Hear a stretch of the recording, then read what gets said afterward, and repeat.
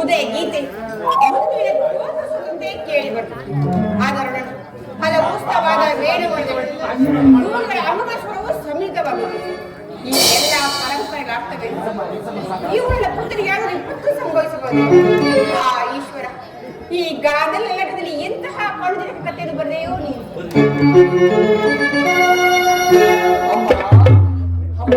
ಯಾರು?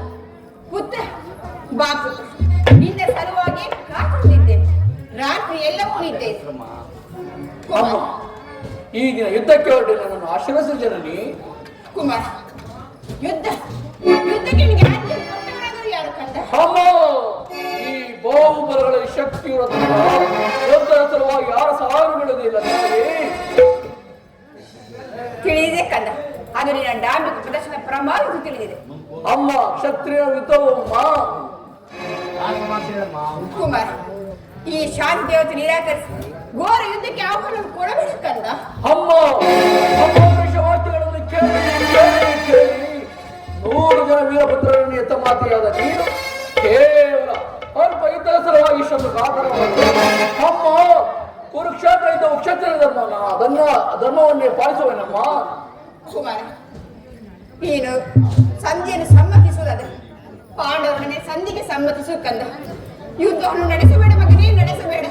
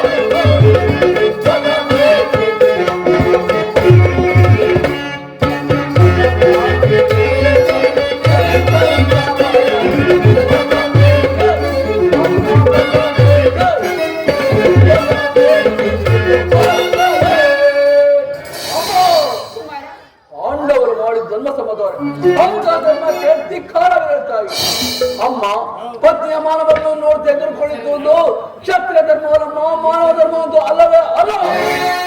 ಅಮ್ಮ ನನ್ನ ಸತಿ ಮಾನವಿದ್ದಾರೆ ಅಥವಾ ನನ್ನ ರಮೆ ಓರ ದಾಸಿಗಳಲ್ಲಿ ಏನು ಮಾಡುತ್ತಿದ್ದೆ ಬಲ್ಲೆಯ? ಏನು ಮಾಡುತ್ತಿದ್ದೆ ಅಮ್ಮ? ನಿರಾಕರಿಸಿ ಪ್ರತಿರೋಧ ಮಾಡುತ್ತಿದ್ದೆ. ಈ ಜಾತಿ ಹಿಂಸೆಗೆ ನನ್ನ ಶುಭ ಕಾಮರಾಶದ ಪ್ರಾಮುಖ್ಯ ಬೇಕಂದ. ಆದರೆ ನೀನು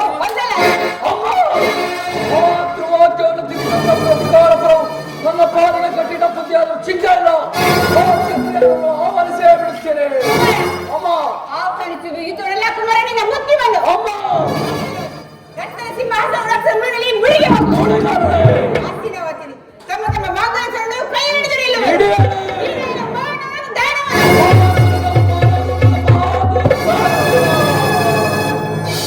ಎಷ್ಟೇ ಆಗಲಿ ನನ್ನ ಹೃದಯ ಇವನಿಗೆ ಹರಿಸಿ ಕಳಿಸಬೇಕಾಗಿರುವುದು ನನ್ನ ಧರ್ಮ. ಏನು ದೈವಗಣಿ ಇದ್ದಂತಾಗಲಿ. ಕುಮಾರ ಅಮ್ಮ ನನ್ನ ಎದುರು ಮೊಣಕಾಲೂರಿಗೆ ಈ ಘಾನದ ಅಗ್ನಿಯ ಸ್ಪರ್ಶದಿಂದ ಒಂದು ಹುಲ್ಲು ಕಡ್ಡಿ ಸಹ ವಜ್ರದಂತೆ ಕಠಿಣವಾಗುತ್ತದೆ. ಅಪ್ರತಿಮ ವೀರನಂತೆ ಹೋರಾಡು. ಯಾರಲ್ಲಿ ಪೌರುಷದೆಯೋ ಅವರಿಗೆ ಯಥೋ ಧರ್ಮಸ್ಥತೋದೆ ಯಥೋ ಧರ್ಮಸ್ಥತೋದೆ ಯಥೋ ಯಥೋ ಧರ್ಮಸ್ಥೋ ಜಯ ಯಥೋ ಧರ್ಮಸ್ಥೋ ಜಯ ಯಥೋ ಧರ್ಮಸ್ಥೋ ಜಯ ಓ ರಾಜ ಕದಿತ ಎಂತ ಸಾವಕಾಶ ಯಾಕೆ ಒಳಗಲಿ ರಣಗಾಡಗಳು ಮಂಗಳ ಮಂಗಳಕ್ಕೆ ನಾಳಿನ ಮಂಗಳ ಪಾಂಡವರ ಆನಂದಿ.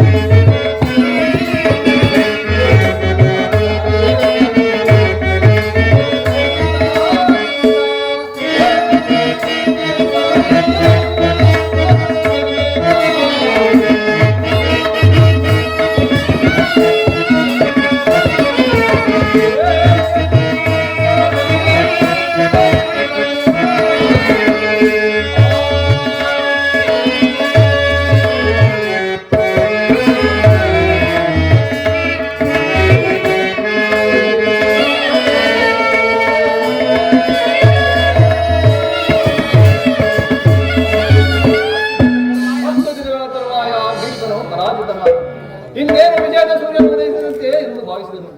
ಆದರೆ ದ್ರೋಣನ ಚಕ್ರವನ್ನು ಕಂಡು ನನ್ನ ಆಸೆಯೆಲ್ಲ ಭಂಗವಾಯಿತು.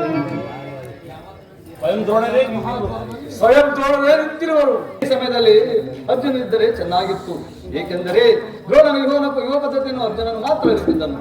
ಅಗ್ರಜ ಇಷ್ಟ ಅರ್ಜುನರು ಮತ್ತೊಬ್ಬ ಯುದ್ಧ ಮಾಡುತ್ತಿರುವರು. ಅವರು ಬೇರೆ ಬರುವಂತೆ ಕಾಣುತ್ತಿಲ್ಲ. ಯಾವ ಉಪಾಯವನ್ನು ಮಾಡಲೇಬೇಕು. ಇಲ್ಲವಾದರೆ ಪರಾಜಯ.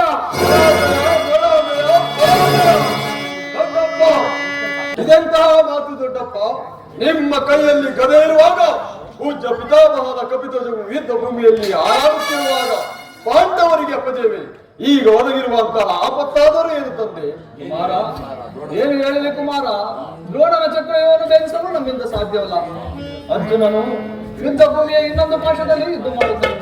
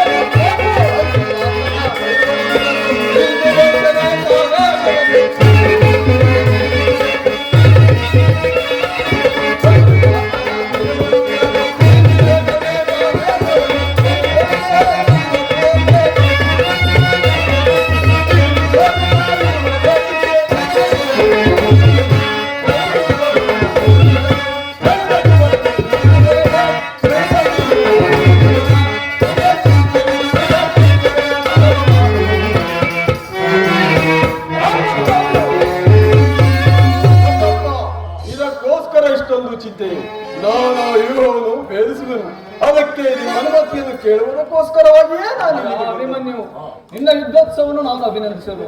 ಆದರೆ ಈ ಕಾರ್ಯವು ನಿನ್ನಿಂದ ಸಾಧ್ಯವಿಲ್ಲ. ದೊಡ್ಡಪ್ಪ, ನಾನು ಚಿಕ್ಕವನೆಂದು ಈ ರೀತಿ ಹೇಳುತ್ತಿರುವಿರಾ? ನನ್ನ ದೇಹವು ಚಿಕ್ಕದಿರಬಹುದು, ಆದರೆ ಅದರೊಳಗಿನ ಜೀವಜ್ಯೋತಿಯು ಚಿಕ್ಕದಲ್ಲ. ನಾನು ನನ್ನ ತಾಯಿಯ ಗರ್ಭದಲ್ಲಿದ್ದಾಗಲೇ ಆ ವ್ಯೂಹಭೇದ ಪದ್ಧತಿಯನ್ನು ತಿಳಿದಿರುವೆನು. ಈಗ ತಕ್ಕ ಅವಕಾಶವು ದೊರಕಿ ಬಂದಿರುವುದು. ಅದನ್ನು ವ್ಯರ್ಥ ಮಾಡಬೇಡ ತಂದೆ. ನನಗೆ ಅನುಮತಿಯನ್ನು ಕೊಡು, ಆಗ ನೀವೇ ತಿಳಿಯುವಿರಿ. ಪಾರ್ಥನ ಮಗನ ಭೀಮಸೇನ, ಬಾಲಕನಿಗೆ ಯೋನ ಭೇದಿಸಲು ಅನುಮತಿಸದೆ ಅಗ್ರಜ ಒದಗಿ ಬಂದ ಅವಕಾಶವನ್ನು ಬಿಡುವುದು ನಮಗೆ ಉಚಿತ ಕಾರ್ಯವೇ? ಭೀಮಸೇನ, ಧನಂಜಯನ ಪ್ರಾಣ ಬದಲು ನಿನ್ನ ಕೈಲಿರುತ್ತಿರುವನು. ದ್ರೋಣ ನಿಜಕ್ಕೂ ನಿನ್ನ ಪಾಲಿಗೆ ಪುಷ್ಪವಾಗಲಿ. ವಿಜಯಶಾಲಿಯಾಗಿ ಬಾಕಂದ ಆಗಬಹುದು ದೊಡ್ಡಪ್ಪ. ನಿಮ್ಮೆಲ್ಲರ ಆಶೀರ್ವಾದವು ನನ್ನನ್ನು ವಜ್ರ ಕವಚದಂತೆ ರಕ್ಷಿಸಿಕೊಂಡಿರುವಾಗ ನನಗೆ ಭಯವಿಲ್ಲ.